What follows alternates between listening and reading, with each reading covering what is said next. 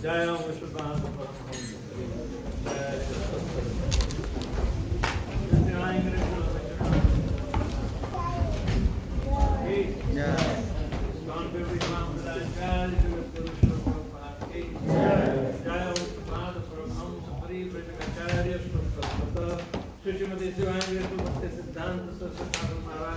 Bhaktivedanta Ananta Koti Vaishnava Vrinda ki jai, Nama-Acharya Srila Haridas Thakur ki jai, Kehoe Krishna Chaitanya Prabhu Nityananda, Shri Advaita Gadadhar Srivasadi Gaur Bhakta Vrinda ki jai, Shri Radha Krishna Gopinath, Shyam Sundar Radha Kunda Giri Govardhan ki jai, Raja Vrindavan Dham ki jai, Nagpur Dham ki jai, Jagannath Puri Dham ki jai, Ganga Mai ki jai, Jamna Mai ki jai, Bhakti Devi ki jai, Tulsi Maharani ki jai, Samaveta Bhakta Vrinda ki jai, Jai Gaur Premanande, all glories to Sarvaswati, all glories to Sarvaswati, Hare Krishna. glories to Shri Hari Guru and Shri Gaur.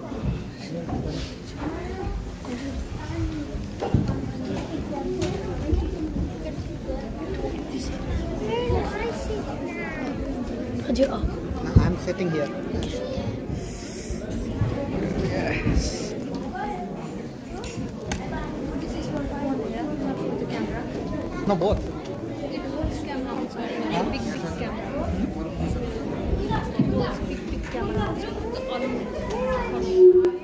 I don't. Prabhuji. Hare Krishna. Wait for the kids to settle down. So you can go to your seats. Hey Manga. Here, sit here, come. Okay, Hare Krishna.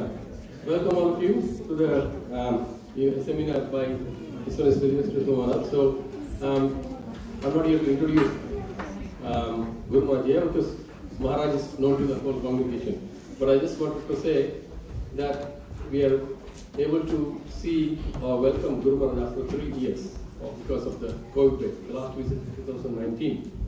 And one of the missing aspects is every year when Maharaj visits, he gives Melbourne a special privilege and a service of recording his voice and recording in the form of albums and glorifying our Acharyas, Srila Prabhupada, and distributing this in the form of the albums.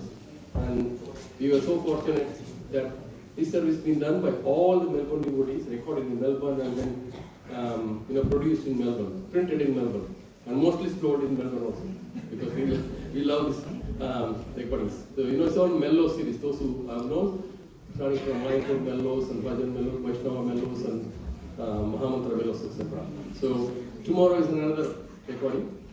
So one is going for another audio. So we're missing this project. So I just wanted to loudly from the Melbourne congregation, because this is a congregational program apart from Bhagavatam and the morning initiation. So this is the only congregation program because Maharaj is here only for 5 days. So let's loudly welcome Guru Maharaj to Melbourne by chanting Hare Krishna. So the albums will be for those who are not able to see the devotees in the morning. So there are some albums still available on sale, which was released day before yesterday. This is called Bengali Bhajan Mellows. So thank you very much. Hare Krishna. So today we are going to hear the Nama-Aparadha to Nama-Abhas. So this is a very special topic that Maharaj chose to address to give it all the devotees of Melbourne. Om Jnana-Timirandasya Jnana-Shalakhaya Chakshurmilitam Yena Tasmai Shri Gurave Namaha. I was born in the darkness of ignorance, and my spiritual master has kindly opened my eyes with the torchlight of knowledge. Therefore, I offer my respectful obeisances unto him. So those who were present in the morning during initiation, which we touched up on 10 offenses they were committed knowingly or unknowingly, and that hampers our progress in the devotional service. So The remedy is also there. But for the first aparadha, which is called Vaishnava aparadha, there is no remedy. Unless and until you go and beg forgiveness from whom you have offended. And because he is a Vaishnava, he will definitely pardon you. But his magnanimity should not be misused. So you can commit offense again and get another pardon. No. 3 strikes out. So in the same way, the holy name is very, very sensitive because it is live and it reciprocates with the chanter. But all these impediments are there because of our time immemorial passing through the bodily conception of life from one species to another. So naturally, our ignorance is also continued throughout different lives. But in the human form of life, when we come to know the importance of chanting Hare Krishna Mahamantra, then it also brings the awareness towards the mistakes that we have been committing. And we have to refrain from it because man has developed intelligence to go for the positive and negate the negative. So today's topic about Nama-Aparadha to Nama-Abhas. Nama-Aparadha, in any case, if it is properly forgiven, then your devotional progress will not be hampered, it will continue. But this continuation within the jurisdiction of Nama-Aparadha, the chanting of the holy name is in Abhas. Abhas means shadow. It is not pure chanting, it's called shadow chanting. It does not give you the full glimpse of the glory of the holy name. So aparadhas cover the holy name, and even though if we chant from life after life, we will not get the increment in our devotional service. So there are 4 kinds of aparadhas we must know. They have been described as offenses towards Sri Krishna, that is called Tattva Brahma. Tattva means the truth, about the supreme absolute truth. It's called Tattva Brahma. And it pertains to Lord Sri Krishna. So, aparadha can be on the holy name by misunderstanding it. Offenses towards Krishna Nama, that is Nama-Aparadha. Nama-Aparadha itself is a form of the law. In Sanskrit etymology, they calculate the numerical value of the name. Just like the word Ram, R is equal to 2, and then the rep is there, another rep is called Ra. So this Ra is 2.5, and Ma, the Ma carries figure number 4. Okay? Ma is coming very close to the figure number 4. So they calculate and add into the name. Alright? But Krishna, the word is so crooked like Krishna. What will be the value? It is too difficult to get. But it carries the notion that he is exceptional.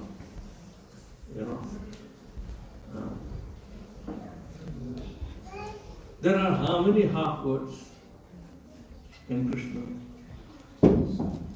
So, Nama-Aparadha itself is only the speaking or vibrating the holy name itself. But Tattva-Aparadha is an internal situation because our intelligence has to decipher what is meant by the truth of Lord Shri Krishna. The third offense is to Krishna Swarupa, aparadha to the deity of Lord Shri Krishna. And the fourth one is to aparadha towards the other living entities, and that is called Vaishnava aparadha. Because every living entity is part and parcel of Lord Krishna. So knowingly or unknowingly, with a sense of dominance or envy, we try to kill even lower animals, things that they are not wanted. But they have been given their lifespan. They don't disturb you. Or if they disturb you like the roaches and the house pest, then why do you invite these friends of yours if you have to kill them? Do you invite the friends to kill them? You may prevent them coming. That's another way. But once our behavior is merciless without any provocation. We are not killing, but we'll pay the exterminator to wipe him out. We don't need it. But you are leaving the food particles for them to eat. And then you want to kill them. Feed them and kill them. Feed them and kill them. What kind of behavior is it? Better keep cleanliness in such an extent that they won't come because you won't provide them. That is the silent way, or in what you call gentleman's way. So, oh no, thanks. We have closed the gates for the pest. Otherwise, we'll say, be aware of the traps that you might stick on the gummy roach killers. Even the small mice also get stuck on it and lose their life. But anyway, these four kinds of aparadhas are there on the holy name. Srila Vishwanath Chakravarti Thakur explains that there are four types of anarthas, recognizing according to their origins. Anarthas arising from previous sin, anarthas arising from previous pious activities, anarthas arising from imperfectly performed bhakti, and anarthas arising from offenses in devotional service. These are the anarthas which are, we are not much aware, and we become so casual that if we take an account of the day, at the end of the day, in chanting of Hare Krishna Mahamantra, you will come across so many unwanted things or undesirable things that happen during the day. And you cannot ignore that. So there are four ways you have to understand the unwanted things, anarthas. They are arising from previous sins, means previous lifespan, and you are accustomed to perform. Anarthas arising from previous pious activities also there. Suppose your pious activities are pertaining to the material comforts only. If not yours, somebody else's, just like Christians are engaged. But they are anarthas. As far as the efficacy of the holy name has to be understood, these anarthas do not pay any importance. They do not play any importance and the ultimate benefit of chanting Hare Krishna. Anarthas arising from imperfectly performed bhakti.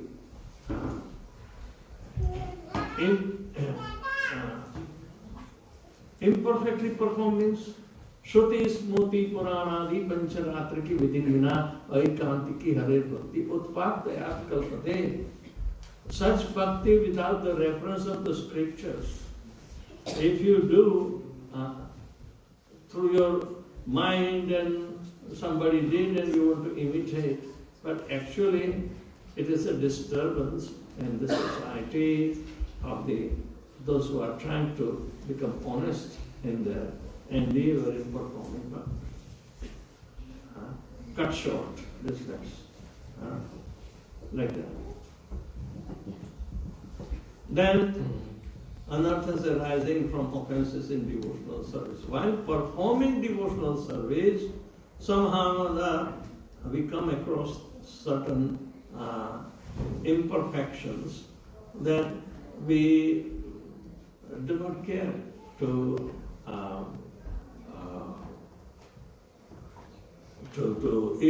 say ignore it. We do not care to take into account. Why? Because we think it is not necessary. It will come and it will go the way it has come, it will go. We are not careful. So, the devotional service also becomes a little contaminated. Then you can't justify that, you have done so much vow and so much love and you prepared this, but because there is no justification, there is no appropriate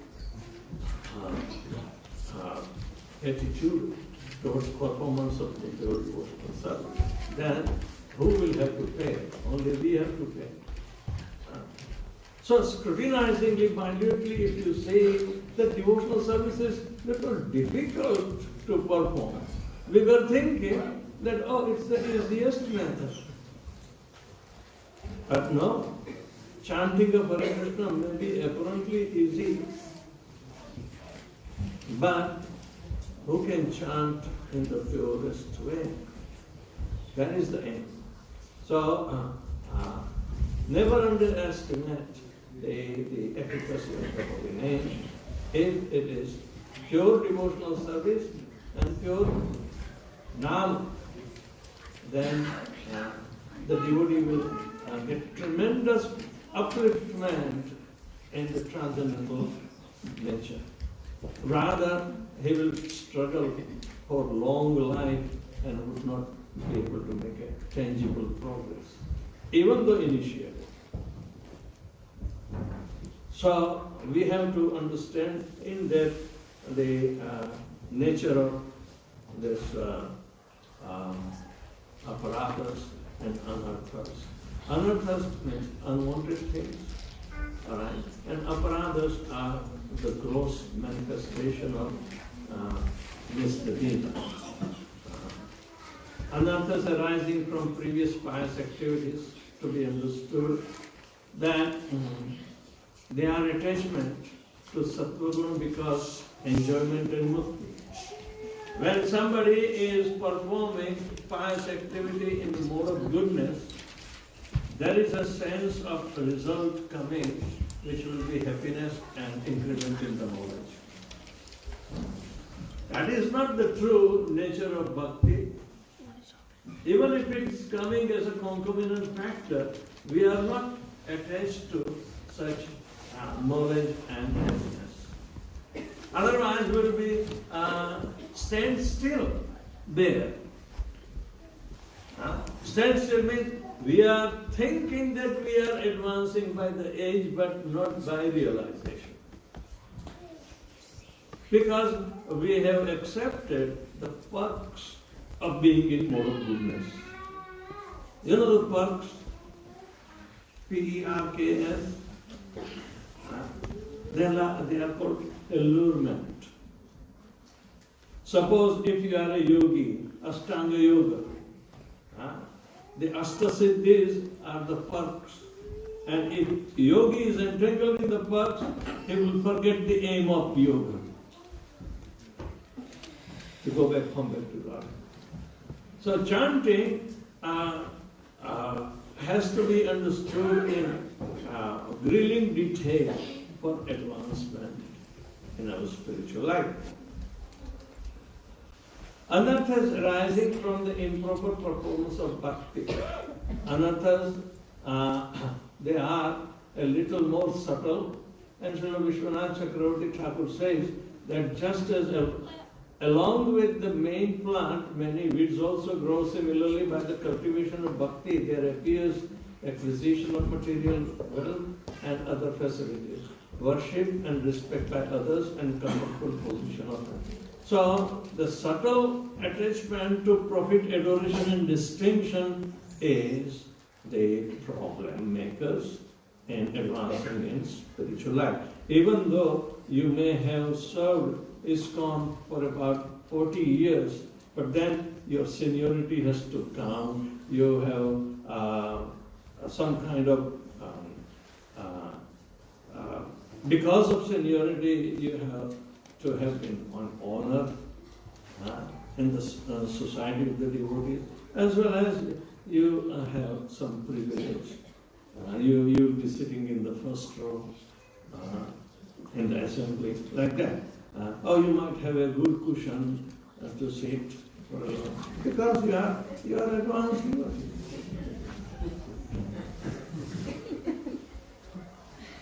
These are perks, and they are due to the improper performance of bhakti. Profit, adoration, and distinction means material wealth, acquisition, then respects by others, worship and respects by others. And the third thing is a comfortable position. You want to sit to this chair glues. Nobody should come and take my service or the seat. Kissa kursika. So in this way, these are the subtle situations that curtails our bhakti towards Krishna. By their very nature, they have power to influence the heart of devotees.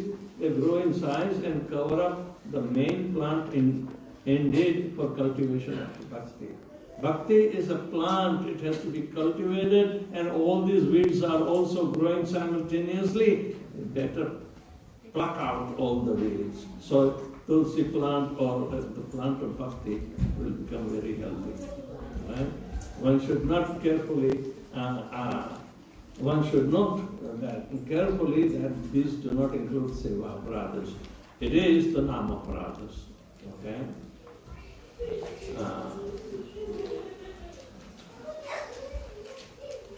Anarthas arising from offenses to the holy name, to the Vaishnava, or whatever it is, everything will be accounted for. Anarthas arising from the offenses in devotional service are the 10 offenses against the chanting of the holy name that we told in detail in the morning.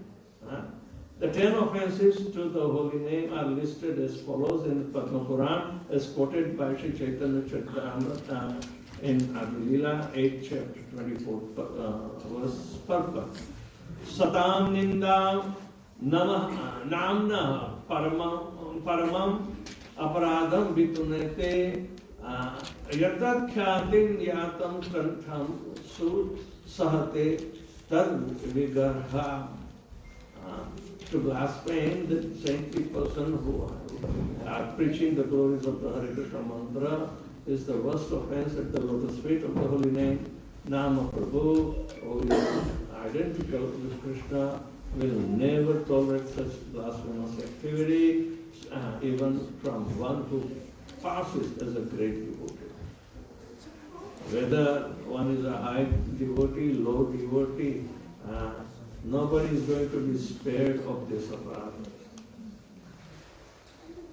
Being overcome with the material world, if one commits the offense of blasphemy against the devotee, one should sincerely feel repentant and cry at the feet of that devotee for the mercy and forgiveness.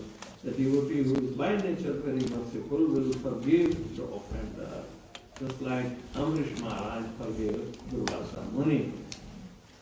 Second is Shivasya Sri Vishnur Ya Iha Guna Namadi Sakalam. Dhiya Bhinna Pashyat Sam Kalo Hari Nama Marthita Karaha Ahita Kara. In this material world, the holy name of Vishnu is all auspicious. Vishnu's name, form, qualities and pastimes are all transcendental absolute knowledge. Therefore, if one tries to separate the absolute personality of Godhead from his holy name or his transcendental form, qualities and pastimes, thinking them material, that is offensive. So similarly, to think that the names of demigods such as Lord Shiva are as good as the name of Lord Vishnu is also blasphemous. If by accident one should happen to turn from accepting Vishnu as the Supreme, one should be repentant and take shelter of Vishnu and be careful not to commit the offense again. By remembering Krishna, by remembering his name and chanting his name, the offense will disappear. See, the remedy is also there. Prashchit also there. According to the Vedic literature, there is no prashchit, reformatory process or atonement more effective than this. This is because the Lord is an ocean of mercy and ocean of forgiveness. Similarly, the devotee also forgives the past faults. Because Krishna is forgiving, the devotee will also be forgiving. Haridas continued, one should avoid association with those who worship demigods as the supreme and rather worship the Vaishnavas, who take Krishna as the supreme. In this way, one can avoid the second offense. Isn't it shocking? You've never heard this before, but it's all given in Padma Purana. We do not care about the offenses that knowingly or unknowingly we do. To err is human, so why don't you accept? Yes. What is, you are going to lose the tip of your nose? No, it's not shame, but it is mistaken identity, and you do not know who is who.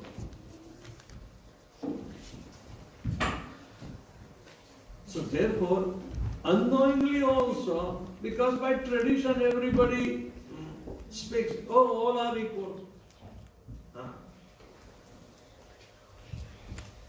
If all are equal, then why they have been designated differently? And everybody has not equal function even. They are so distinguishable by their not only appearance, but even the position they are different.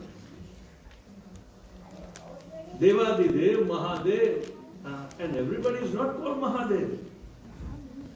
Only one person.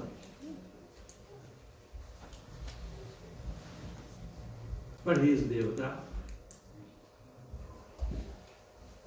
But Mahadev doesn't come into the cause of all causes.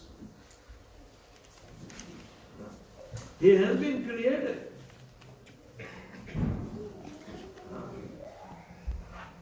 The creation in the material world takes place and he has a place there. Because he was created by the anger of Brahma. We spoke about that in the morning. So the idea is that we do not know what is in the Shastra. We do not read. Somebody sent me today a video clipping of that one Muslim who said to me that he gave up Islam, but he is trying to put forward the reality about the chicken kind of Hindus. They are ashamed to call themselves Hindus. What is the practice also? We have our Vedic dress, the Vedic outlook, Vedic studies, and that belongs to Hindus, and non-Hindus are not going to do. But why Hindus are also not going to? But he was very sarcastic. If you are a Hindu, then go to your job with tilak on your forehead.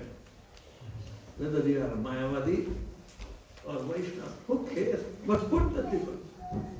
Prabhupada tells a story of that there was a big factory and there were so many workers in it. But then the owner of the factory announced that I have sold this factory, but you may continue to do your job. But it depends upon the new owner who is a Muslim. So next day the new owner came and he propounded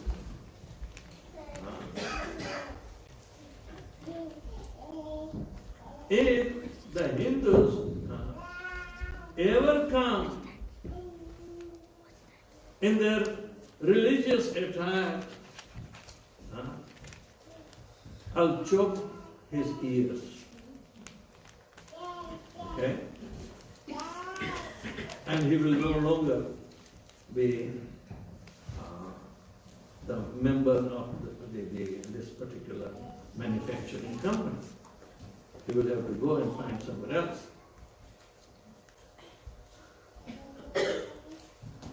There was one person, regardless, he came with tilak and dhoti to work in the factory. And the owner, new owner, called him. Only you are capable to uphold your religion. I'm proud of you. Rest, you can find new jobs. Because they did not come. They were afraid. They are so much accommodative to give up their religion. And they were Hindus. They don't care about their religion. Religion means is the lifeblood that circulates for our existence. And then foolish philosophy was that, oh, we are very tolerant religion. The most tolerant means you can beat us, pulverize us, and we will accept it. So we got it, and now we think that we have to change this attitude of tolerant religion. Did Arjun was taught by Lord Krishna to be tolerant? Then where is our religion coming? Arjun was incited to fight. Whether the opposition is his own cousins, never mind. You fight for the sake of fight, that is your dharma. And Krishna is teaching. But if you are fighting with different extensions of your sense gratification, you will be killed first. You can't think, or you will not be able to carry out the function of a victorious person. And for a Kshatriya, the defeat is very shameful. So, if he runs away from the battlefield, people will call him coward. Where is the tolerance? We think we have escaped from India and came into Australia. It does not apply to us. No.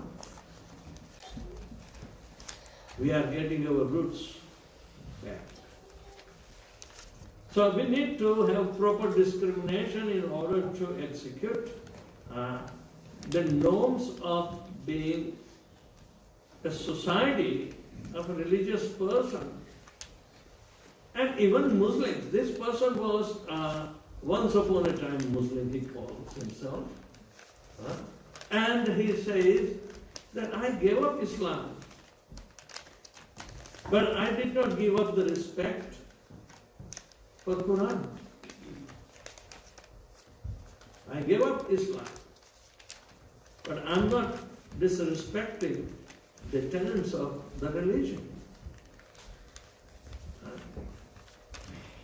They are so hard and fast that whatever has been said in the religious scriptures, they will keep the insignia with them. They will not change it. They may be criticized or they may be, disregarded. The British also abused lot of Muslims in India. They were given the 4th grade service to clean the shoes. Okay. So, where is the glory of performance of the religion? Every religion and every members of those particular religions must adhere to the principle. But we are trying to make so many adjustments, so we give up all the requirements of our religion. That's a fact. So are we strong in our religion and religious faith, or are we simply weak? Because we associated with such minded people who wanted to degrade us. And we thought that they are our well-wishers. And they are welcome because our religion is very tolerant, so they can cut off our nose. They can pollute our Vedic literatures, abuse them, abuse the people, keep them as slaves for how many years?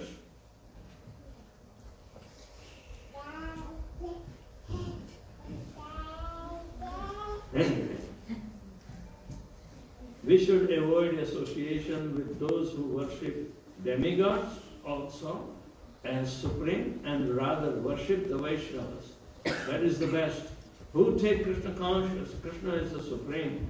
This way one can avoid the second offense of consideration of equal position of all. No. Everyone has a distinct expansion from the one supreme, Eko Bahushyam, and we should use our brain to verify such fact by studying the authoritative scriptures. Guru Avagya is the third one. It is offensive to consider the spiritual master material and therefore to envy his exalted position. The Guru will give proper teachings concerning the holy names, and after having established faith in holy name in a person's heart, he will formally give him the name of Krishna or a mantra containing the name of Krishna to chant as his sadhana. This is Diksha, and that is performed today. If by bad association or contact with bogus literature, one happens to reject or disrespect such bona fide Nama-Diksha Guru, one should immediately give up the bad association and literature and in sorrow approach the feet of one's Guru. Being all merciful, the Guru will reinstate him, and by again chanting sincerely, he will attain prema. Stuti Shastra, Shruti Shastra Ninda. It is offensive to blaspheme the Vedic literature such as the 4 Vedas and Puranas. If by misfortune or by accident it happens that one commits Shruti Ninda, one should be repentant and offer his respects to the scriptures with attention to one of our flowers and tulsi leaves, to the Srimad-Bhagavatam and the Vedas, being the essence of the Vedas and the incarnation of Krishna. The Srimad-Bhagavatam will give the unlimited mercy. Worship Srimad-Bhagavatam. All the 12 cantos constitute the body of Bhagavan. Alright? And therefore, if you worship the book Bhagavatam, it is as good as worshipping Bhagavan Bhagavatam. The devotees of the Lord, conversant with all the glories of the holy name, will mercifully give him, embrace him, and offense of interpreting or concocting will not occur again. If one happens to talk with one of those offenders, one should immediately, without taking off one's clothes, bathe in the Ganges for purification. if any pure water is not available, one should mentally purify oneself. Keep on purifying. So there were second initiates also. And I told them this external bath is essential 3 times, but if you are not able to do in the afternoon because you are working, take mantra bath. But take yourself into the situation of internal and external purity. Om apavitra pavitro va sarvavastham gato piva yas marita prandarikakam sabhayakyatra shuchihi Shri Vishnu, Shri Vishnu, Shri Vishnu. So, I was told that before I came, they already did. So that's fine. Therefore, I went further ahead. Nam novaladhyasya hi papa buddhir na vidyate tasya yarmaihi shuddhi. The greatest offense at the lotus feet of the holy name is to think that since chanting the holy name can counteract all sinful reactions, one may therefore go on sinning and at the same time chant the holy name to neutralize the reactions. One who thinks in this way cannot purify by any program of sense restraint and severe austerities, nor by the various punishments of Yamaraj. You can't commit sinful activity on the strength of the holy name that you are chanting. Holy name is so sensitive, cannot tolerate this offense. So, we have to be also sensitive if we are in love with the holy name and Krishna. If by faith one commits this offense, one should purify himself by association with pure Vaishnavas. Sinful desires are like thieves on the road to bhakti, and the pure Vaishnavas are the protectors of the road. Loudly call out the name of the protector. When the protector comes, the thief flees. Say that name in love and do not fear. For remember that the Lord has said, I am your protector. Name bhakta pranashyati. Dharma vrata tyaga bhutadi sarva shubha kriya samyam api pramadaha.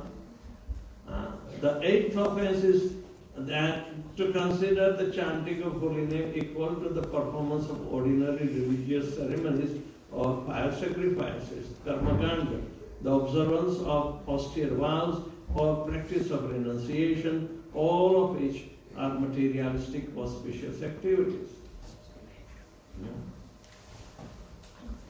I also took almost 1 hour to, more than 1 hour to explain all the 10 offenses in the morning.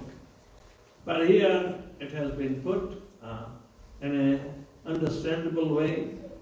If one should commit this offense and desire relief, one should seek good association and purify one's intellect. Most of the offenses will be nullified in association of the devotees and begging forgiveness that I made this mistake.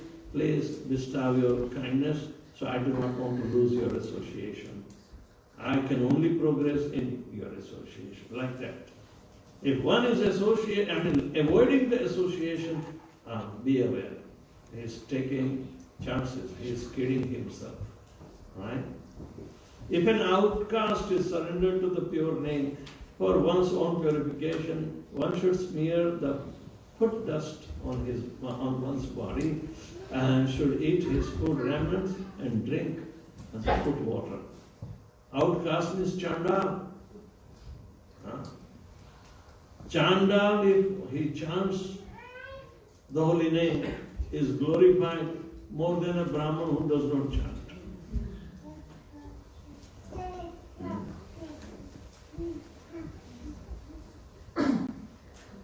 Queen Kunti says in Srimad Bhagavatam, Aho bat swapachato gariyan yad jihvagre vartate namatobhyam tepas tapaha tapassu Sushma Arya.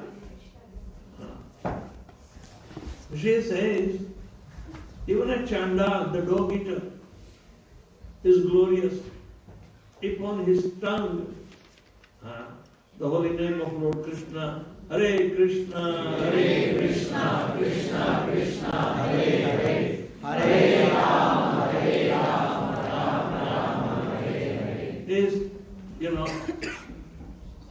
always vibrating. Is far better. Why? Because after long years of austerity and other charitable works and fire sacrifices, one gets an opportunity to chant the holy name.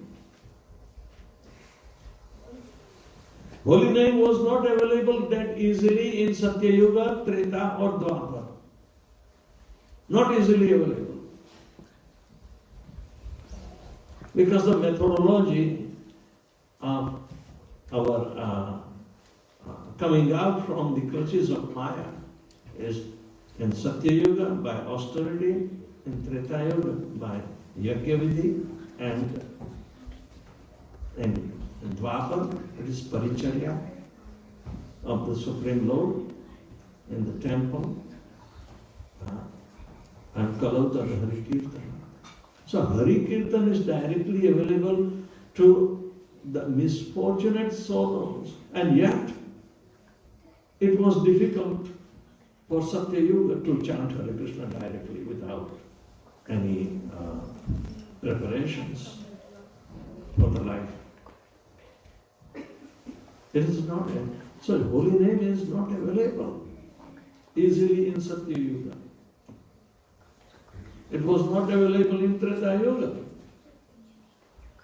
And even though Lord Krishna or his incarnation do come in Dwapar Yuga, it is still not available.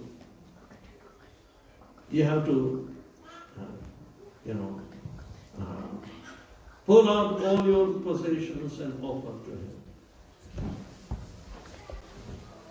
But in Kali Yuga, Krishna is so kind. We can not do any such performances of Yajna Kriya, even though purifying.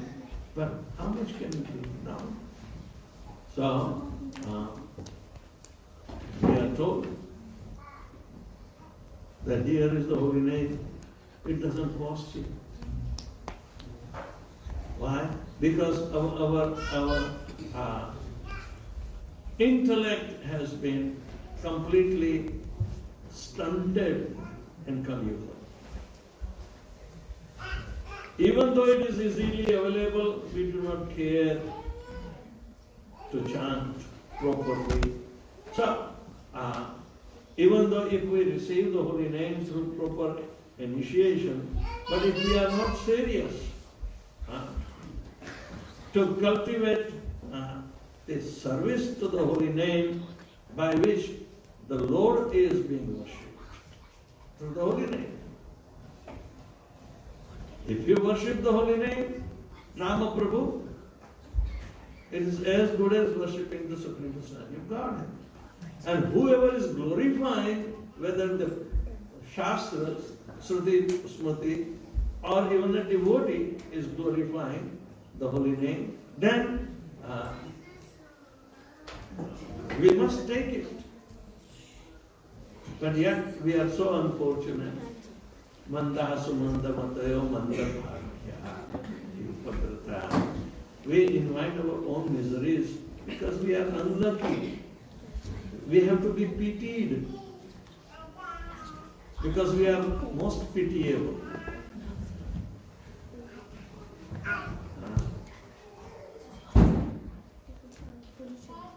Religion is not an opiate of some elated people. No. It's the life and soul of the culture. And culture is still throbbing, even though we have completely turned other way around to the religion itself.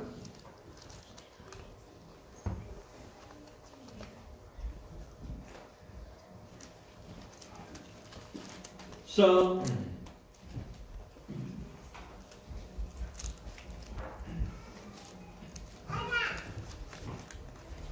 there are examples that those who are even the poor of the poorest, but those who have resorted and took shelter totally at the lotus feet of the holy name, he is more worthy and to worship.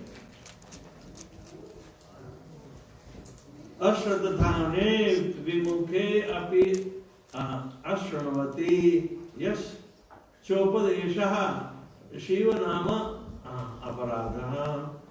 It is an offense to preach the glories of the holy name to those unwilling to hear, to atheists and to those who have no faith in chanting of the holy name. Lord Chaitanya gave the order to give the instruction in the name everywhere, but that means to give it to the faithful man, and by that perfection will be reached. Why do we have to cast pearls in front of a swine? One can produce faith by the loud Sankirtan because it is heard. When the jiva attains faith, he will sing out a bona fide guru. From the guru, the faithful man will take the holy name and then easily achieve prema. When thieves, prostitutes, and the rogues are made to give up their sinful mentality, one can give them instructions on the holy name. In this way, the name can be spread everywhere.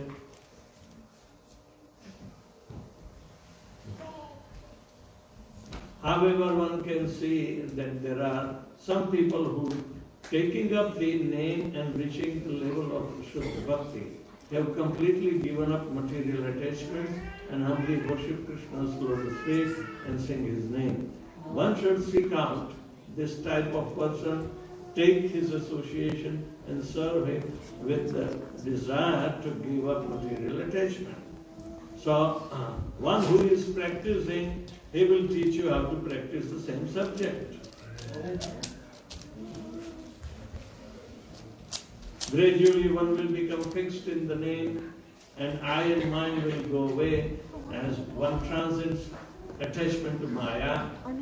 Giving up the false mentality, one will culture the full surrender, which is the constitutional position of the jiva and the very nature of bhakti. By this one can get prema. So for obtaining prema, there is a gradual step of perfection. Ado Shuddha Tato Sadhu Sangha Atha Bhajana Kriya Atha Anartha Nivritti Shat Tato Nishtha Ruchi Asakti Bhav and Prema. These are the 9 steps of development or progressive realization on the path of bhakti. Prema is on the topmost level. But anybody and everybody cannot understand the prema, and one should not imitate. There are Sahajiyas who wanted to understand Krishna, will reciprocate with him on the bodily conception of life. No? Where does it say?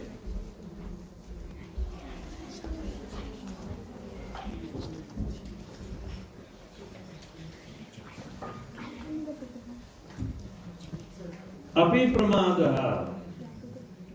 It is also offense to be inattentive while chanting, giving up the desire to increase the number of rounds for show. One should attempt to first concentrate nicely on one can manage. Therefore, the devotee starts by chanting with full concentration in the peaceful place for a short time, not overdo it.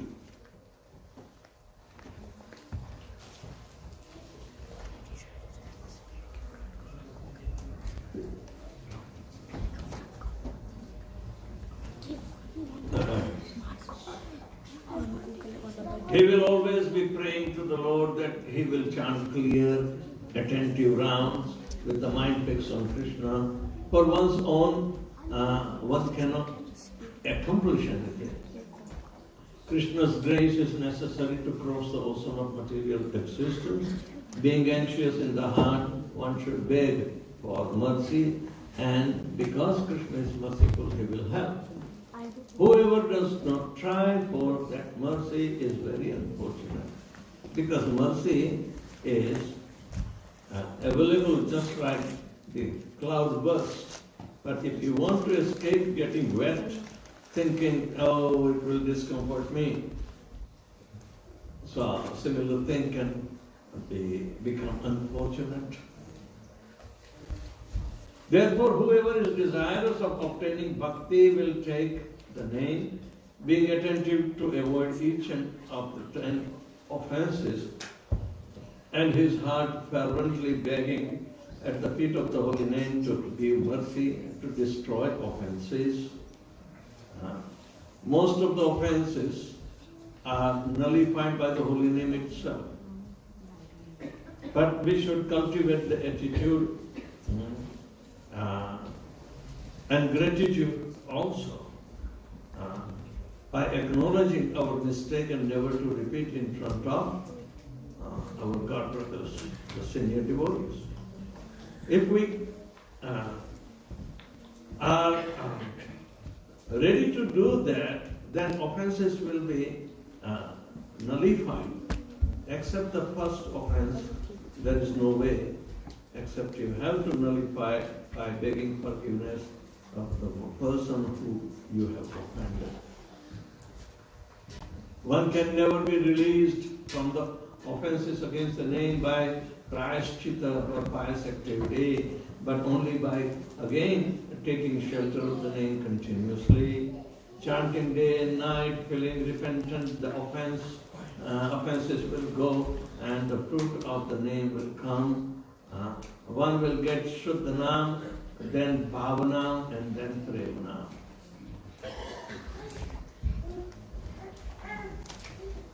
Seva-Aparadhas are offenses created while performing deity seva, Vaishnava seva, Dhamma seva. These are 3. Okay? So, they are normally overcome in the course of performance and one's devotional service due to the potency of the devotional activity or through some activity especially performed for their nullification. However, if one commits seva-aparadhas knowingly, that becomes the 7th offense against the chanting of the holy name. Nam no baladyasya papa buddhi. So if a person who commits Nama-Aparadha loses the mercy of the Lord in the form of his name and therefore suffers in many ways. But if such a person humbly takes the appropriate remedial method for his offenses, there are recommended remedies for each of 10 types, then he is able to gradually get the mercy of the name again and his disease condition is relieved. So, most of the people are asking, yes, anarthas are very difficult to get rid of. How do we do? So here is some indications. According to Srila Vishwanath Chakravarti Thakur, there are 5 grades of eradication of anarthas, limited to one anartha, pervasive, affecting many anarthas, general, complete and absolute. In the case of anarthas arising from Nama-Aparadha, the rate of nullification are as follows. On the level of bhajana kriya, the eradication is limited. On nishtha, eradication is pervasive. And on the level of bhava, the eradication is general. At the prema, the eradication is complete. And at the attainment of the Lord's lotus feet, the eradication is absolute. So these are different degrees of advancement that will also simultaneously remove the anarthas. It is said that when anarthas are nullified, they are not nullified 100%. some residual anarthas are going to stick. But meanwhile, the person feels liberated. And it is also not wrong. In liberation, we feel that in my humility, I can remain in that status of lowliness because I do have some anarthas. They are residual. They are not active, but they have been precipitated during cleansing. So some contaminations may be there, but overall the devotee feels elated, he is liberated, and he can pursue the further stage of ruchi, asakti, and bhava. Asakti, bhava, and prem, these three stages are called spontaneous devotional service. Raga, nuga. And it's so in tune that it acts according to Krishna's desire. And the devotee never fails. So, this is the science of understanding, or in other words, is clarifying our psychology of material contaminations. It means we will become pure if we pay attention. Otherwise, there are lingering effects. And if it continues, then at a certain stage, it will not allow us to really the taste of the love of God. So, don't think it's a pie in the sky and it is too difficult. But for the simple, it is simplest. For the complicated, it does take long time.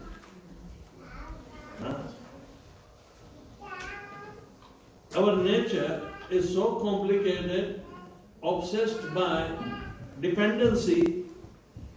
Even somebody has to develop our understanding. We depend upon somebody else to evaluate us. Isn't it a shame?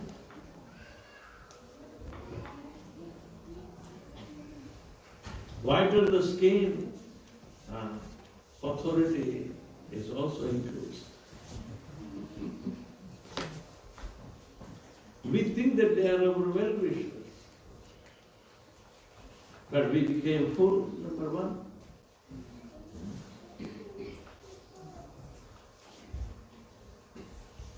I mean, that video is so sarcastic. Even though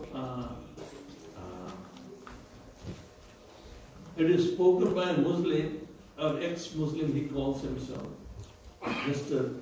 Rizwan. And he speaks, what do you call it? Lashing out his tongue. He speaks. How come Hindus are like that? It's not built-in defense with them. They have been indoctrinated by the fellow men under the influence of either British or Muslims.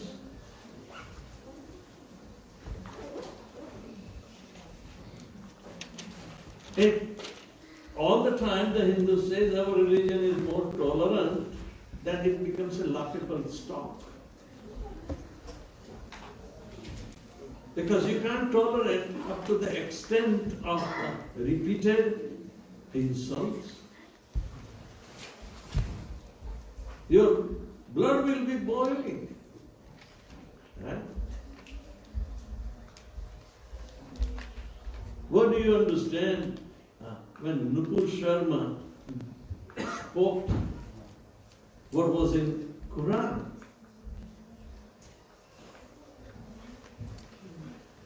Who is more afraid? Huh? And you can see what a treacherous game. They are wild animals.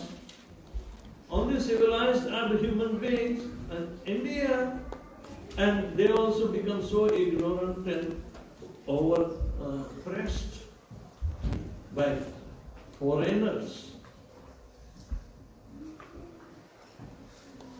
India was so much prosperous, so much self-sufficient. Other countries were not.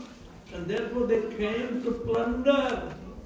And we think we are very tolerant. Let us get plundered by them. We will not raise the voice. After all, they love our artifacts.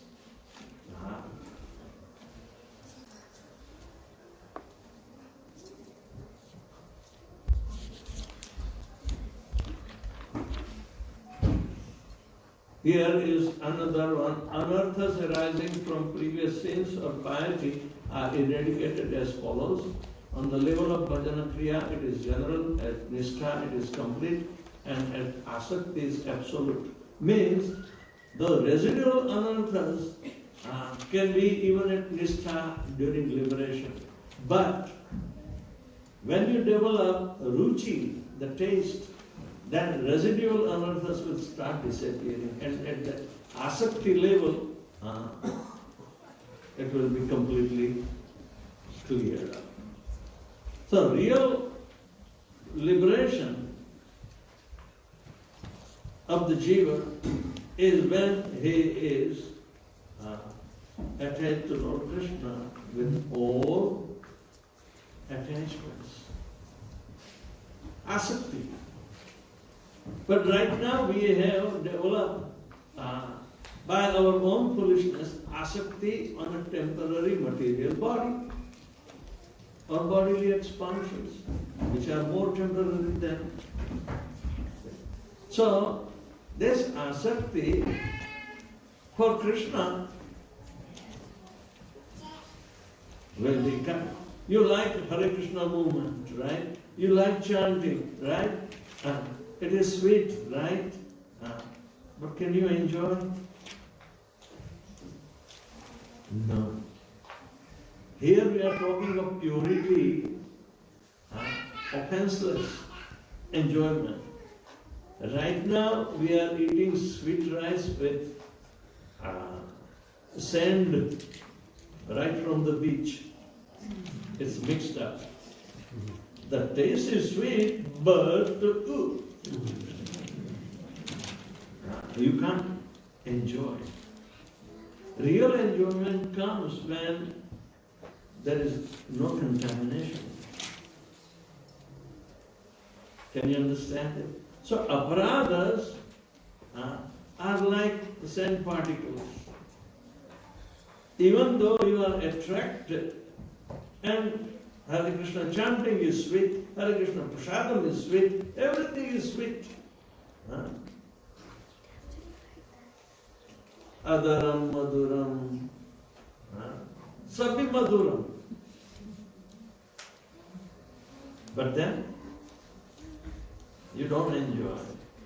The sand of our materialistic activities that cause us disturbance, and we can't enjoy. Enjoyment is without any obstructions in the sweetness.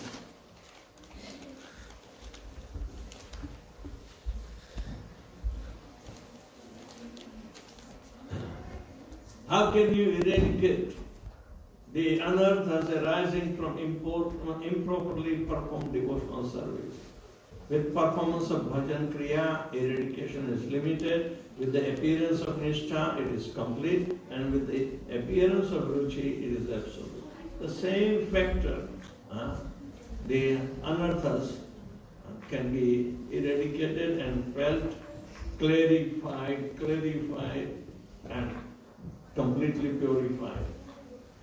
Inner meanings of Krishna's pastimes come from Srila Bhaktivedanta Thakur's Chaitanya Siksharthakam. The demons manifesting in Raja Gokul on earth have symbolic significance, and they are not found in the spiritual world. There they appear only as rumors or impressions, not actual threats to their pastime. So this is something to be understood. The demons entered the Vrajabhumi where Krishna was there, and it is not accessible to those who are non-devotees. What to speak of these demons? But by hook or crook, that was the jurisdiction of Kamsa, and these are all friends of Kamsa, and Kamsa sent them to kill Krishna. But none of them became successful. These demons, they signify different kinds of our subtle material nature that obstructs our surrender to Krishna. Demons do not want to surrender to Krishna, rather they want to kill Krishna.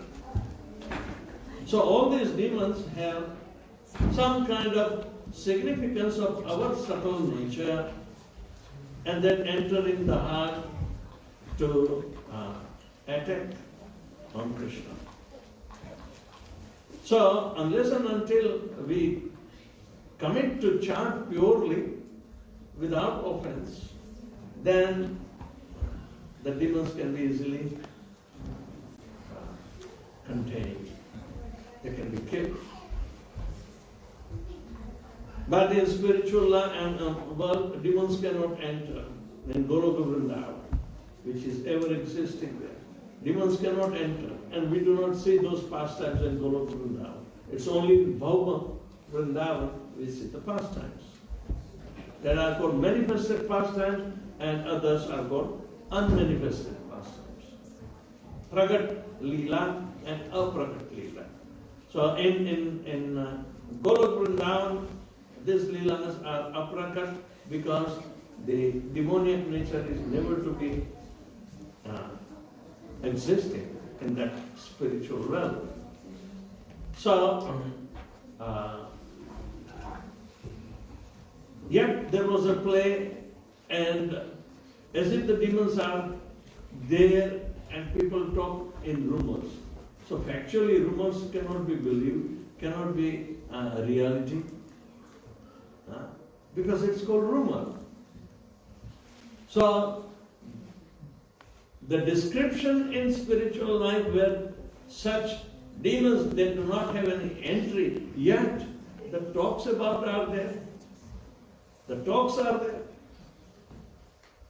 So, what it means that, what kind of mentality such a demon represents? Like Putana. Who can say Putana was playing the role of what? They have studied. Bhaktivedanta Thakur says, Putana was playing the role of a false guru. False guru.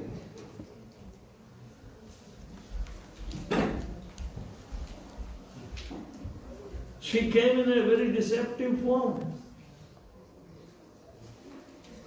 To kill Krishna, she smeared poison on her breasts.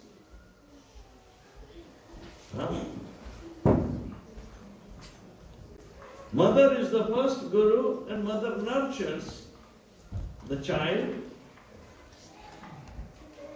But here she was, because she is a demoness, she wants to kill. So the idea is that false guru want to come with a deception to make some material benefit from the followers. It's a deception. And in the same way, all the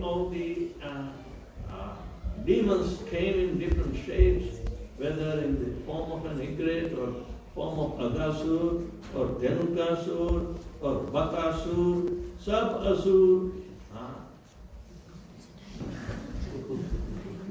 What can he do? Krishna has to kill them. Because he is the truth personified. Do you think a fake thing can ever exist in front of him?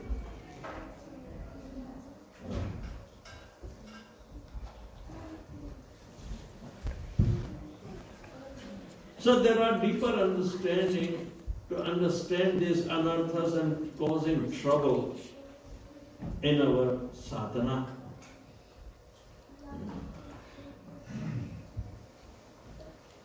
By reading these naimittic occasional leelas of pastimes of killing the 20 demons mentioned in the 10th canto of Srimad Bhagavatam, the sadhak or the spiritual practitioner purifies his heart of all the impediments, obstacles, anarthas and aparadhas or offenses. The demons killed by Krishna in 10th canto of Srimad Bhagavatam, they also represent undesirable impurities and demoniac qualities must be completely uprooted from the core of one's heart. Only saint person, pure devotees of Krishna can live eternally in Vrindavan, blissfully serving the divine couple. If a devotee cries out humbly and sincerely to Lord Shri Krishna to remove these demoniac qualities, which are represented by the demons killed by Lord Krishna, then Shri Krishna himself will remove those evils. But the devotees must personally work to drive out the anarthas represented by the demons killed by Lord Balaram.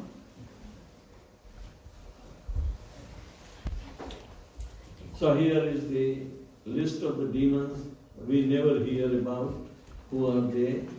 Putana, the pseudo-guru, which may be either a person of one's own conditioned mind. Trinavarta, the whirlwind demon, the false pride arising from material scholarship, which gives rise to bogus philosophies. Hocus pocus and bogus.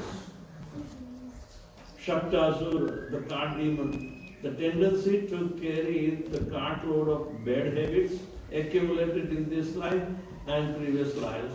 He also represents lethargy and dullness and doesn't like to chant. Deliverance of Naraka, Narakuver and Manikri were breaking twin urgent trees, arrogant pride from puffed up aristocracy, rooted in madness for wealth. They were the two sons of Kuber, and they were drunkards, and they were bathing naked, and Nandakanan and Naradmuni happened to pass, and they were shameless. So Naradmuni cursed them. Then you prefer to stay like the trees, so become trees. And trees have to live long. But then, when both of them came to their senses, they asked forgiveness from Narad Muni and the remedy for relief from their curse. So Narad Muni was kind enough, he says, okay, for about several thousands of years, you stay as a tree in the courtyard where Lord Shri Krishna will come. So that was the house of Nanda Baba, and Krishna, under the plea of breaking the path, angered Mother Yashoda, who ran after her to tie him up with a grinding mortar. And Krishna took advantage.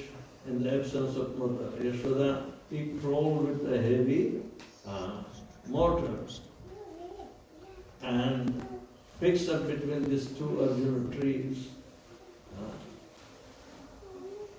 and pulled so hard that both the trees got uprooted, creating a big sound, and that made Yashoda come hurriedly for the security of her own son. Otherwise, she was in angry mood.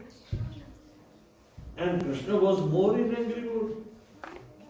But ultimately, his anger proved to be benefactory to relieve this Nalakuber and Manigriv and deliver them.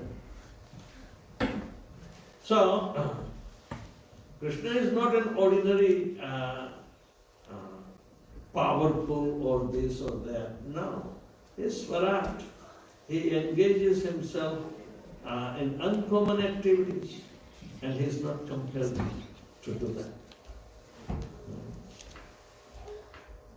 Bakasur, the Vatsasur, the calf demon, a childish type of mentality which gives rise to the type of greediness which results in a wicked type of mischievousness. That was the representation by Vatsasur, the calf demon. Bakasur, the duck-stalk demon, cunning, duplicity, and captiveness, and deceptiveness, and false type of behavior. Agasur, the snake demon, cruelty and violence personified.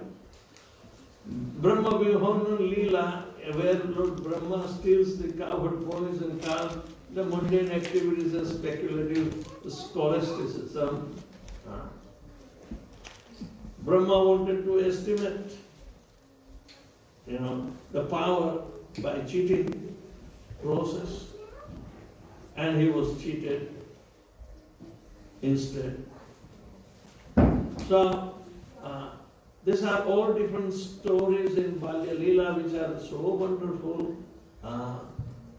that there are deeper meanings and to be studied. Otherwise, if we do not study proper and just pass it on like an ordinary thing, we are neglecting the rightful truth to be exposed. We are hindering the truth. So the devotees are mindful and would not commit this kind of aparadhas. Kaliya was punished brutally, and treachery was his scheme. Brutality and treachery.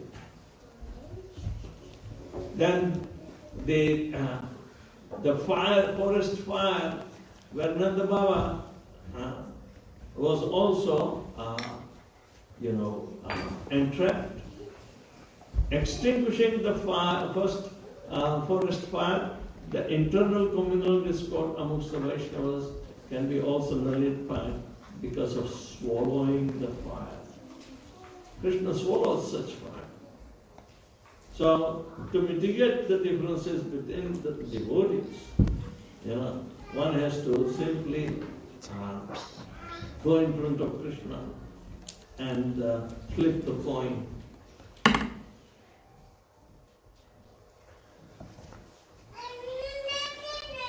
Why? Is there any necessity to flip the coin? That who is the winner between the conflict creators? You don't need to flip the coin. In Krishna consciousness, both are valid contributors to the devotional service. And why there should be dissension? Krishna accepts both. Not one and discard the other. That is material nature. So like that.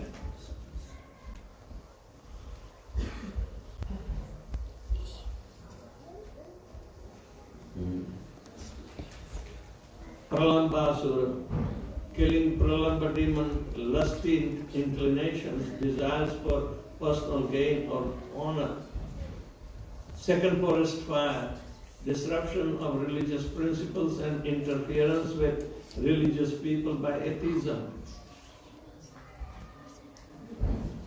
The one who attacked on the spirituality of our Vedic religion, they themselves are atheists.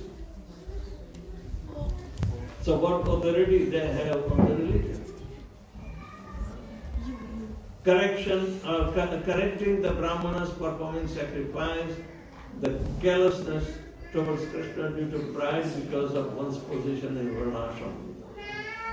The Brahmanas neglected to give attention to the need of Lord Krishna.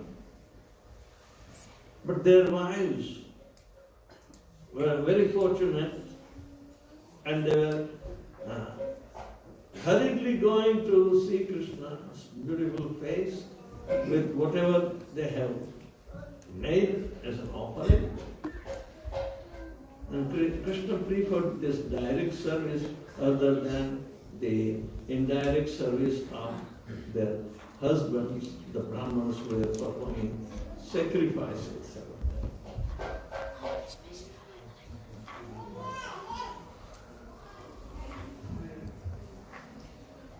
Overcoming the pride of the Lord Indra, demigod worship and the tendency to think I am the supreme.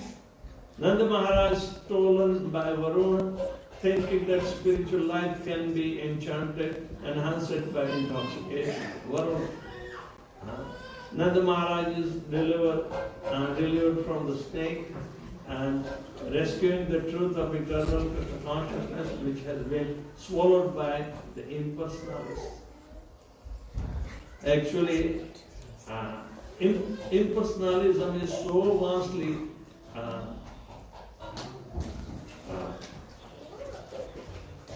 expanded in every nook and corner of the world. It's not by philosophy that it's expanded, but it's by practical, neglect of the religious principle. It came into existence.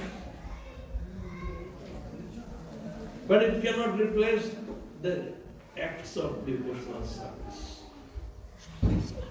But nonetheless, if we mix together, it is called an offensive situation in executing the devotional service.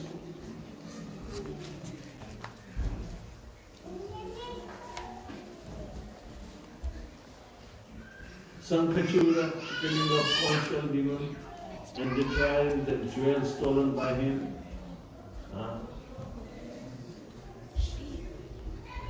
There are so many incidents where Krishna had to kill, annihilate the demons. Yada yada hi dharmasya glanir bhavati bhava.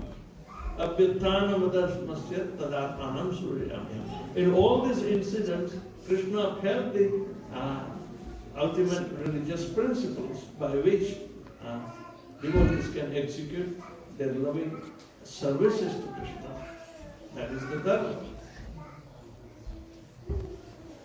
Aristotle, similarly, he represents the pride arising from indulging in false religions invented by cheaters.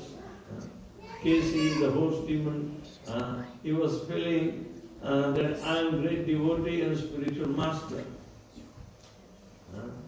Kehoe demon. So Krishna killed Kehoe and rescued the Vedas. Vyamasura, the sky demon, is also. Every demon has been, exposed in our terms and understanding by our predecessor Acharya Bhaktivedanta. So we do not become victimized by such offenses created by not proper understanding, the role play.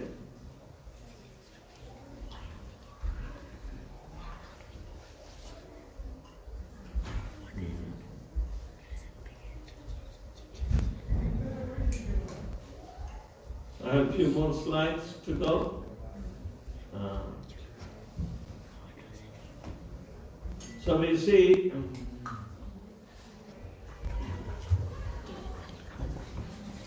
and on other side, Rupa Goswami has prayed the significance of the holy name in Sri Nama-Aparadha. It is glorifying Sri Hari Nam Prabhu. The holy name is personified. Lord Krishna is the holy name personified. In the same way, personification is the ultimate principle. When energy is confined into the spiritual modes, the personification will be there. What are the three spiritual modes? Sat, Chit, Anand. They are spiritual modes. Modes have a function to bind the potency. Potency cannot stay alone. Have you seen the lightning in the sky? It has to take shelter. It does not hang around. It has to take shelter. So no energy is free energy. Everyone is dependent on their respective origins. So to obtain free energy is a height. I know during 1980s, mid-80s to mid-90s, we have a devotee, he was from South India, and I think he was researching in electrical engineering. And he was my roommate also. He had developed an idea that we can create free energy from the nature. And he wanted to trap it. Our Srinathji Prabhu, the industrialist, wanted to help him. But when I came to India, he sent with me 2 big heavy magnets. To transport magnets through the customs to the other country is forbidden. But somehow or other, I brought it. Nobody asked me.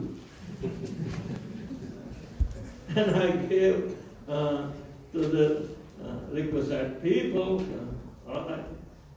So that devotee had so much fertile brain that he wanted to do the experiment, but he could not succeed. I said, what are you doing? Free energy. Today I can understand what Arvind Kejriwal is doing. Everything free.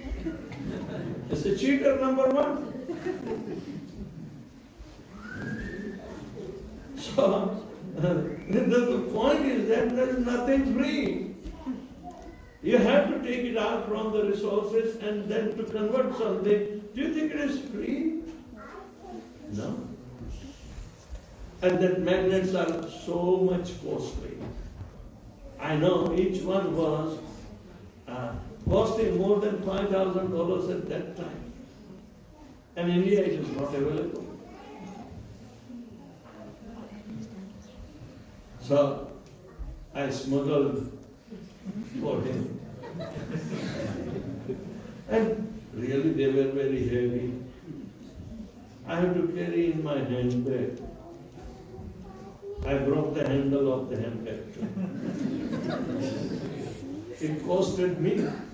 So where is the free energy? But in the same way, you can't get away with the offenses. They are not free. You have to pay.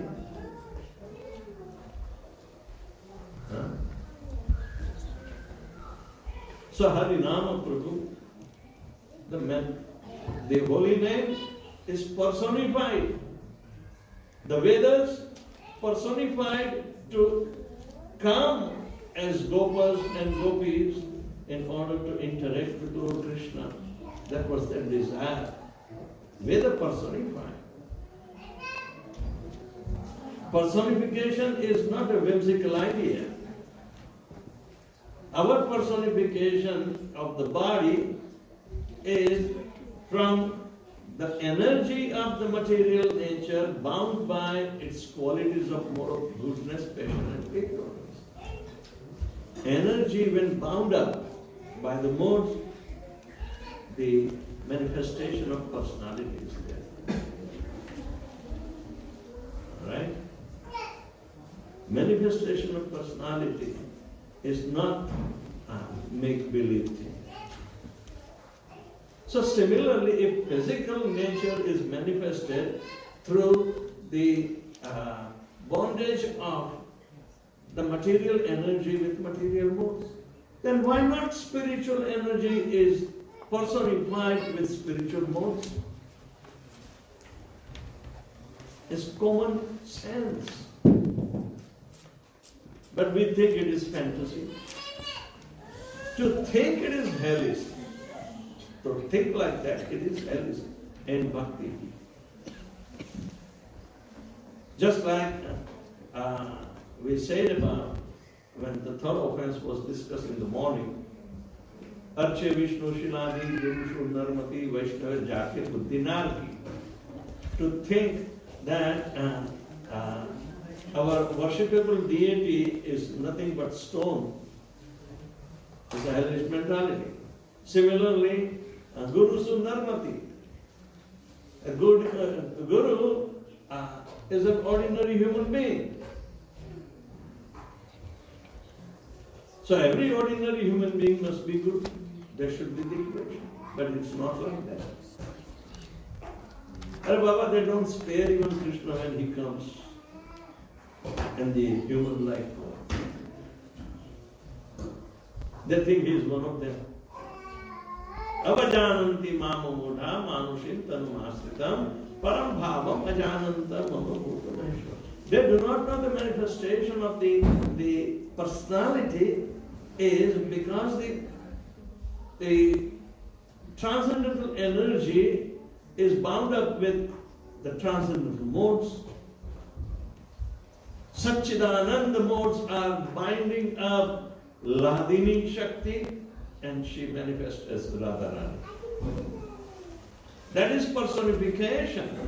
And the holy name, Nama-Prabhu, himself is Krishna because it's Krishna's name. So manifestation of the holy name and manifestation of Lord Krishna standing. Do you find any difference between them? No. Nama Chintamani Krishnasya Chaitanya Rasa Vigraha Purna Shuddho Nitya Mukta Abhinnatvam. Abhinnata. Namim Naminam. That is the rule. So we should be conversant with all these nitty-gritty details, even in chanting of Hare Krishna Mahamantra, in order to minimize our offenses, to nullify our offenses. This is a very grilling exercise, but the spiritual master has to guide. So you would not have, incompetent doubts. Incompetent doubts. They arise from misunderstanding. They have no competency. They are not that much willing. Generally, people reject them not to discuss it. But Vaishnava-Acharyas, their prayers are so powerful that everything nitty-gritty detail just to clean up the misunderstanding thoroughly. Because our aim is to become offenseless in chanting, in performing devotional service, in interacting with the devotees. We should be offenseless. Then and then, the purified devotee can go back home back to God. It is quite grilling, but any sensitive a devotee who would want to protect his devotional service and make a tangible progress, they must have to study the psychology of an offender. So I will stop here. Anybody has any question?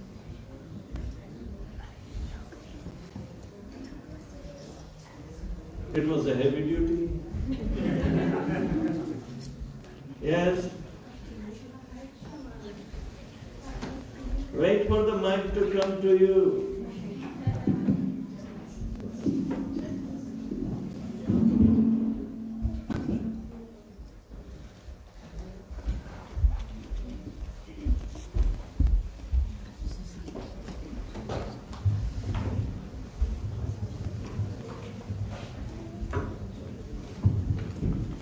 Hare Krishna Maharaj. Yeah. When you were explaining about the anarthas, regarding Nama-Aparadha, the rate of nullification is as follows. Like, I did not get the difference between the eradication is complete and the eradication is absolute. So is there any difference between these two?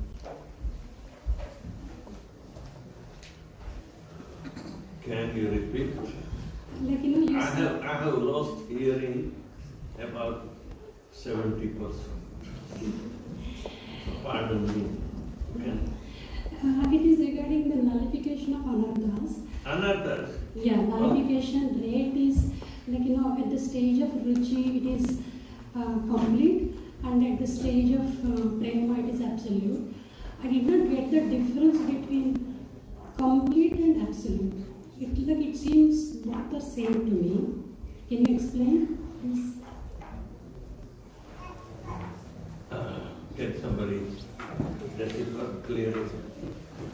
She wants to explain between the two terms of anarthas Yes.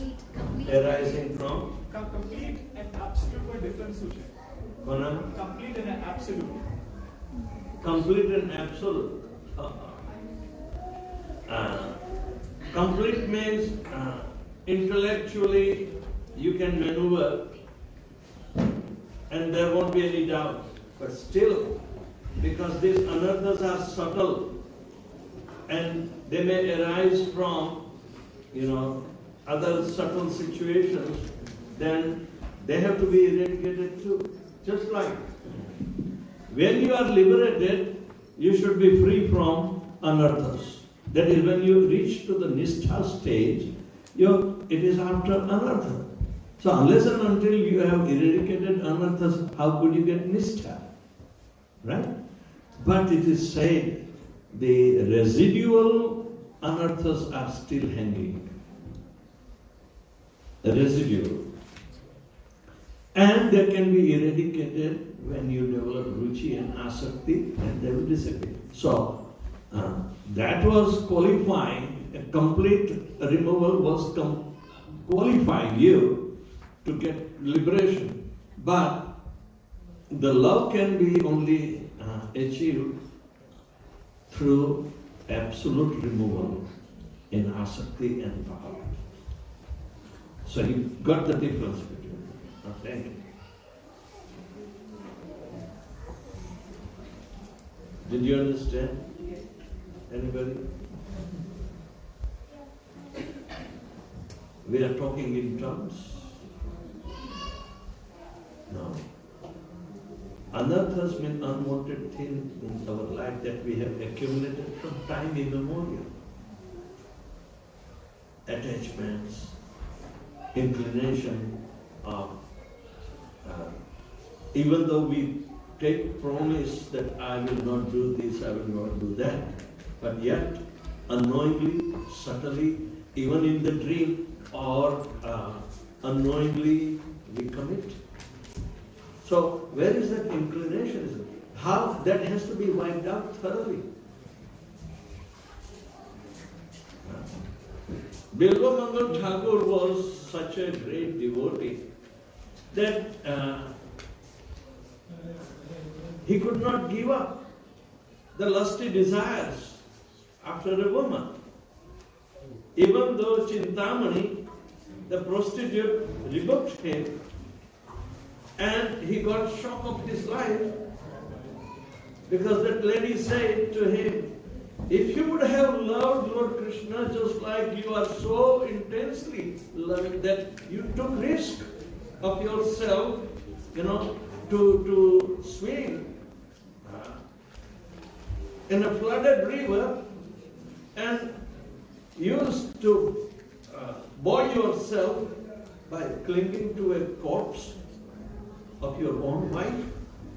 Not only that, you came on the other side where I am staying, and you have to climb up like a thief, not enter through the door system.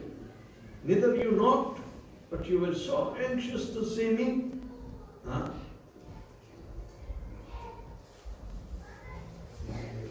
She gave him the lesson, and he said, if you would have loved that intensely to Lord Krishna, then your life would have been perfect. And Bilvamangal left in renunciation. He was coming to Vrindavan and totally absorbed in the holy name and want to attain the mercy of Lord Krishna. But somehow or other, he was lusty after a moment. And he was shameless to follow her all the way in her own home. And where the husband was also there, and he is shamelessly gone. But after knocking the door, he got shock of his life. He said, what am I doing? So he asked from that lady, my dear mother, can I borrow your hairpins? And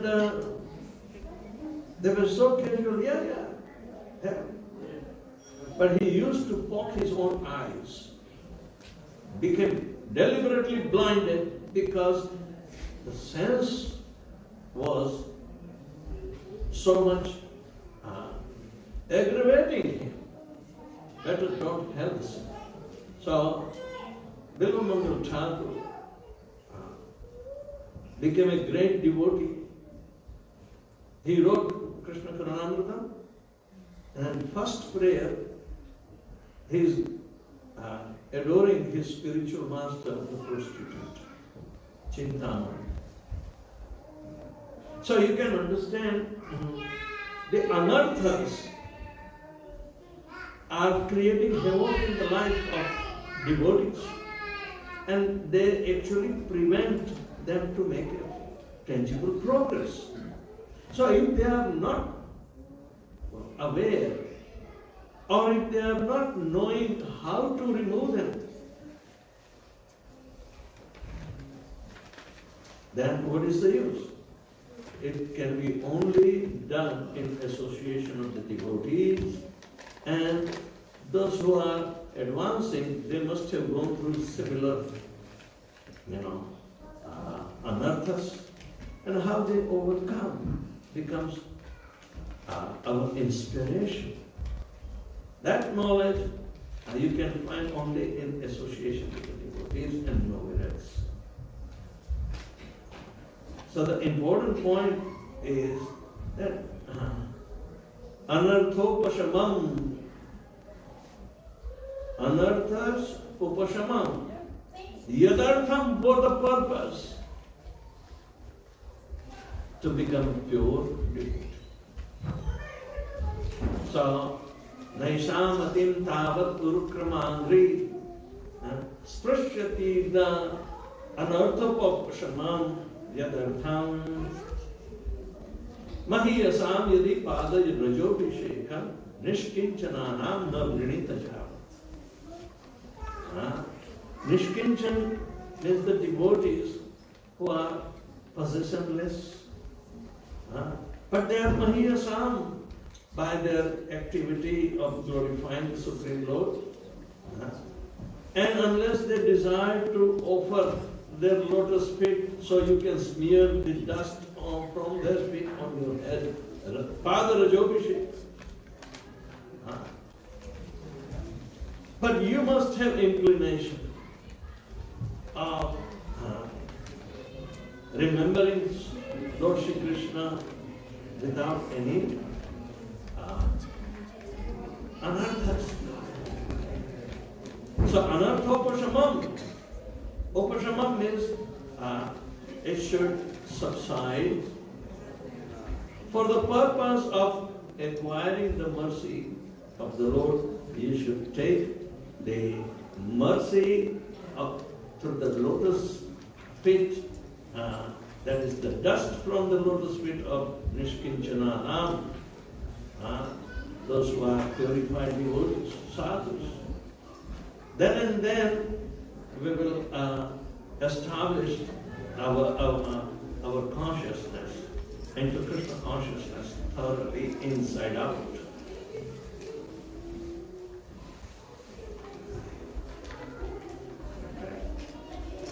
It's a heavy duty job. Chanting is very, very attractive and we think it is easy. But for the studious and advancing devotee, it's called grilling exercise.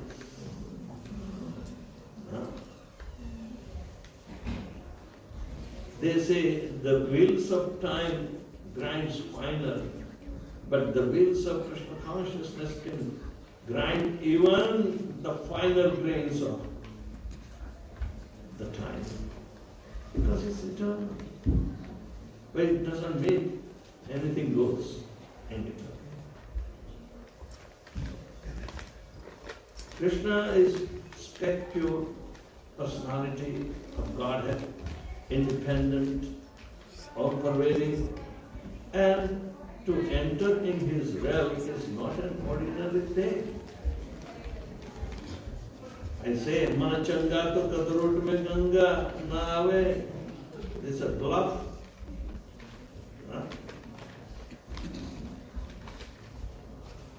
What we have to understand that it is a science and we have to thoroughly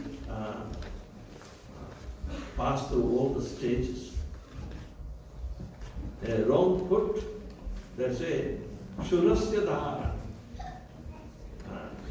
To perform pure devotional service is like walking on the razor's edge. A wrong foot, kata, gaya comes.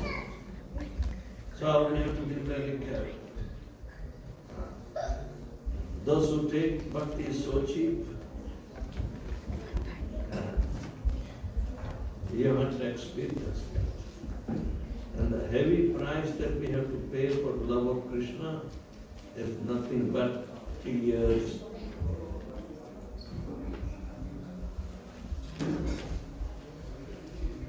But Krishna awards an intensified happiness, even with the tears, even with the pain in the heart, simultaneously. So ecstasy in Krishna consciousness was achieved by the gopis. Nobody could enjoy the viraha vedana. They enjoyed. Any other question?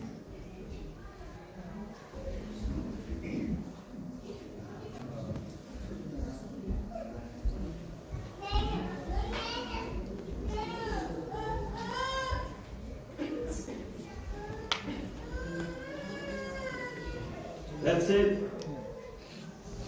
Tired? Thank you very much. Prabhupada.